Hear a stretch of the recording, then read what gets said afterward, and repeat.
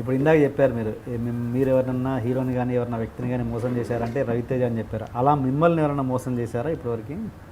చేశాడు సార్. ఎవరు? ఒక హీరో మేనేజర్ చేశాడు.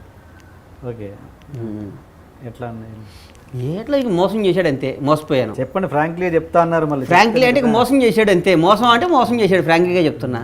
ఇప్పుడు సినిమా చీట్ చేశాడు. సినిమా తీసిన ఒక హీరో మేనేజర్. ఎలా చేశారు? ఇక అన్ని విధాలా వాడుకున్నాడు మనని.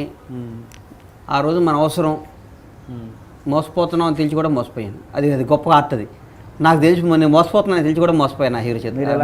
తెలిసి మోసం చేస్తున్నా అన్నట్టు నేను ఇప్పుడు రవితేజని తెలిసి మోసం చేసా చూడండి. అలాగే రవితేజ అనేవాడిని పాపం, రవితేజ అనేవాడిని చెప్పండి. రవితేజ అనేవాడు ఏదో ఒక పొలం కొన్నాను సార్. ఒక రవితేజకి ఒక పొలం ఇచ్చాను నేను, కొన్నాడు నా దగ్గర. పాపం ఆయన ప్రేమగా కొనుక్కున్నాడు పొలం. ఆ పొలాన్ని కింద నాది ఇంకో 30 ఎకరాల పొలం ఉంది. 30 ఎకరాలు అమ్మాలంటే 25 ఎకరాలు ఇస్తేనే అమ్ముతా అన్నాడు. ఓకే, 30 నాది 40 ఉంది.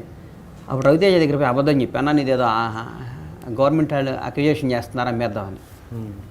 నమ్మాడు పాపం. నమ్మి ఇచ్చాడు. చాలా బాధపడ్డారు పాపం.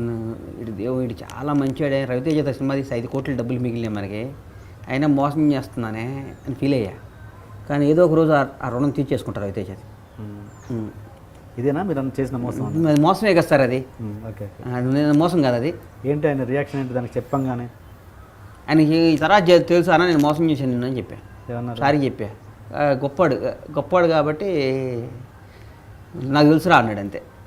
నన్ను ఎరా అంటాడు, నాకు తెలుసురా అన్నాడు. ఓకే, మొత్తానికి ఏంటి మోసం అని చెప్పన్నారు, చెప్పేశారు. చెప్పారంటే రవితేజ పాపం నిజాయితీ పడు కదా సార్ పాపం.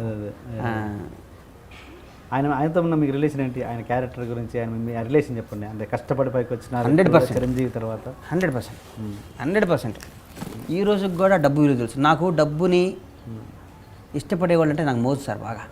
డబ్బుని రెస్పెక్ట్ ఇచ్చేవాళ్ళు అంటే ఒక ఫ్యామిలీ, ఒక భార్య, ఒక పిల్లలు, ఒక అమ్మ, ఒక నాయన, వీళ్ళందరూ ఇట్లా ప్రేమగా చూసేవాళ్ళు అంటే నాకు ఇష్టం బాగా. అట్లా ఇండస్ట్రీలో చాలా తక్కువ మంది ఉండేది.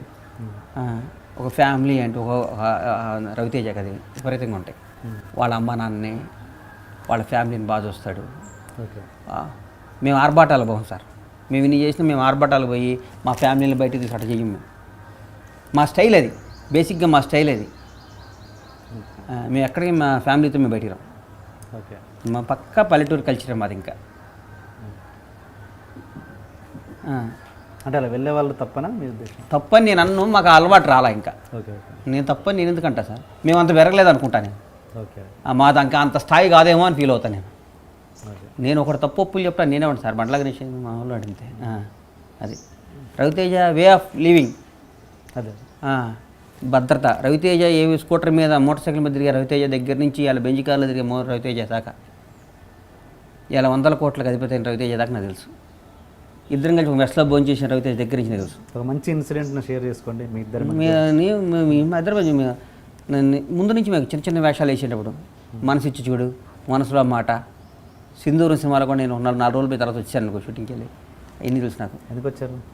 అప్పుడు ఇది ఈవి సత్యనారాయణ గారి సినిమా వేషం వచ్చింది. నేను ప్రేమిస్తున్నాను సినిమా. ఈవిగా దాంట్లో పెద్ద వేషం లైఫ్ వస్తుందని వచ్చాను. ఏది? జడి చక్రవర్తి సినిమా. జడి చక్రవర్తి. నేను ప్రేమిస్తున్నాను. Okay, okay, okay. ఏం చెప్పండి, ఇన్సిడెంట్ చెప్పండి. రవితేజ గారు మీ మధ్య నాకు మంచి ఇన్సిడెంట్ చెప్పండి. గుర్తు ఎలా ఉన్నాయి సార్ నాకు. ఒక్కటి చెప్పండి. రవన్న 10 రూపాయలు జాగ్రత్తగా పెట్టుకునేవాడు.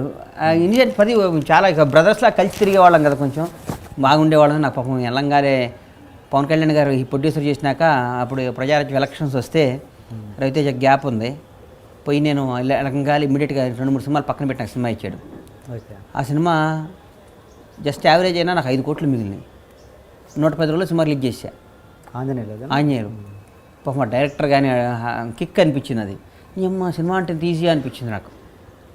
ఫస్ట్ ఎదురు దెబ్బ తగిలితే భయపడతాం కదా సార్, నాకు ఎదురు దెబ్బ తగల ఫస్ట్. కొంత మీరు స్టార్ డైరెక్టర్లు వెంబడి పదే బదులు కొంతమంది విషయం ఉండి పాపం వెనకబడిపోతుంటారు, లైక్ పరశురాము. అలాంటి వాళ్ళని మళ్ళీ ఎందుకు లిఫ్ట్ ఇవ్వాలి? నేను ఇస్తాను. బొజ్జుకి సినిమా చేస్తానంటే గీతాడు సినిమా ఉంది అన్న చేస్తాడు. అది టాలెంట్ ఉంది సార్. అదే నేను ఇక నుంచి కొత్త రైటర్లు పరిచయం చేస్తానని చెప్తున్నాను మీకు. చూస్తున్న మన డ్రీమ్ ఐ డ్రీమ్ వాళ్ళ ప్రేక్షకుల సాక్షిగా టీఎన్ఆర్ సాక్షిగా అందరికి చెప్తున్నా, కొత్త డైరెక్టర్ని పరిచయం చేస్తా, చిన్న సినిమాలు తీస్తా. గుడ్, డౌటే లేదు ఇది. కొత్త నా మీద నా కనీసం నా బ్యాన్లో 10 మంది కొత్త డైరెక్టర్లు వస్తారు కనీసం.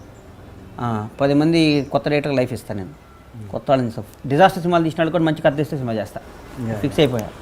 ఎంత లో బడ్జెట్ అంటే 1 crore లో బడ్జెట్ ఏముందో సార్, 1 crore అటు దీని 10 కోట్లు మినిమంతో తీస్తా సినిమా. 1 కోటి 50 లక్షలతో నేను సినిమా తీయ. ఓకే, నాకు ఆనం 10 కోట్లతో సినిమా తీస్తా మినిమం.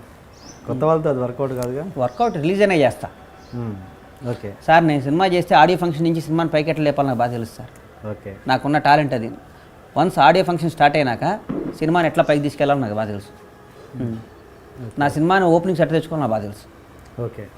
అండ్ ఇప్పుడు కొత్తగా వచ్చే మీరు ఇంత అనుభవం చూశారు, కొత్తగా వచ్చే ఇండస్ట్రీలకి సినిమాలు తీయాలి అనుకునే వచ్చే ప్రొడ్యూసర్లకి మీరు ఇచ్చే గైడెన్స్ ఏంటి? నేను గైడెన్స్లో ఇస్తా సార్. ఇస్తారండి మీరు మీ అనుభవంతో? నేను ఇవ్వలేను. నేను గైడెన్స్ నేను ఎందుకు ఇస్తా? గైడెన్స్ ఇస్తే నా తెలివి ఇంకోటికి అప్పటి నేను ఎందుకు ఫ్రీగా అమ్ముతాను? నేనేమన్నా నేను ఎందుకు చెప్తాను? నా బ్రెయిన్ నేను హీరోలు నెట్టబాడ కొట్టుకోవాలి, హీరోలు నెట్ సెట్ చేయాలి నేను ఆలోచిస్తా. కానీ మరి ఇట పోయి ఇట చేసుకోవడం హీరోలు నేను చెప్తా. నా వ్యాపారం సీక్రెట్ నేను ఇంకోటికి ఎందుకు చెప్తా? నేను చెప్పను. Please subscribe to iDream. Please subscribe for more videos.